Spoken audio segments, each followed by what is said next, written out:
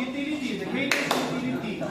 Same ang efficiency as a Effectivity is talking about the outcome, desired outcomes. Efficiency is more of doing more with less. But dito, choosing 25-year-old is more or less effective because of the survival rate. Utility is here, the doctor choosing the 60-year-old because of the possibility of coming up with a vaccine. Okay? Now, there are many ways of formulating the efficacy. Okay? It could be effectivity, utility, survivability over something else, utility, possibility for coming up with a vaccine. You can articulate here, explain it here. Okay? Pagdating sa ethical issue. Why the efficiency of the resources used in order for the hospital to still be able to function? They're already overwhelmed. Yes, overwhelmed. Pero kung sa man kung counterpart niya. Yeah. What's the counterpart? Yes, that's one action. Resource management. Over what? Because you're managing resources na. Sir, pwede proficiency versus efficiency. What's the difference between those two? You have to explain that. Okay. Kasi I have a different understanding of proficiency. So you have to qualify that. Survival probability versus societal contribution. Societal contribution, yes, that could be, pero you have to qualify that. Kaya it could be, the 25-year-old can be under the societal contribution because bata pa man siya, dahil siya ng contribution. It can work Ay, yes sir, para lecture. I thought you want to make. Okay? Sige. Identify principles of values. We have already identified two. We can also speak of fairness, transparency, because we're talking about AI.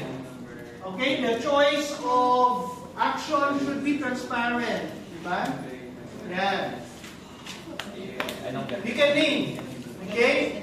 You have to explain why. List of alternatives. Duwa na. No, can you say both? Depende.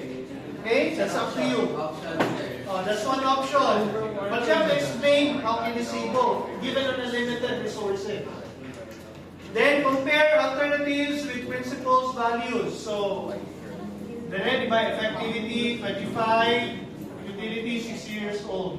So you have to pair the action with the principle or value. Okay? Consider consequences.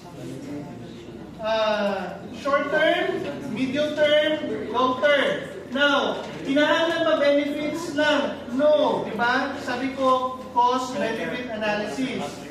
It could be a disadvantage. It can also be the advantages. Just to be fair. Okay? And lastly, decision. Because decision, hindi manggaling lang dito. Hindi rin manggaling lang dito. So, you have to arrive at a decision as you try to analyze using the principles involved and the consequences that you have.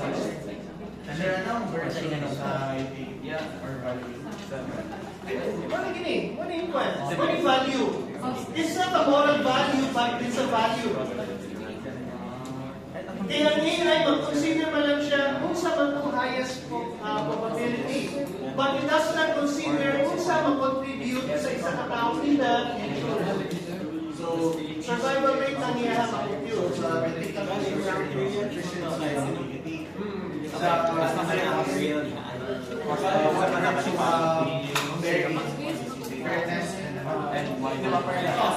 Pwede mo siya magungan.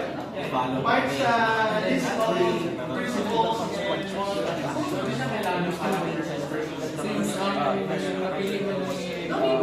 kasi we simply have to identify principles of identification lang naman. Dito, dito yun yung nag-1. Ano yung nagbangga ng mga values? Kala ko ito mga issues or yung actions yung pagmamalaan sa yung values. It could be also. It could be. Sa ethical issues. And then yung values. Identification lang.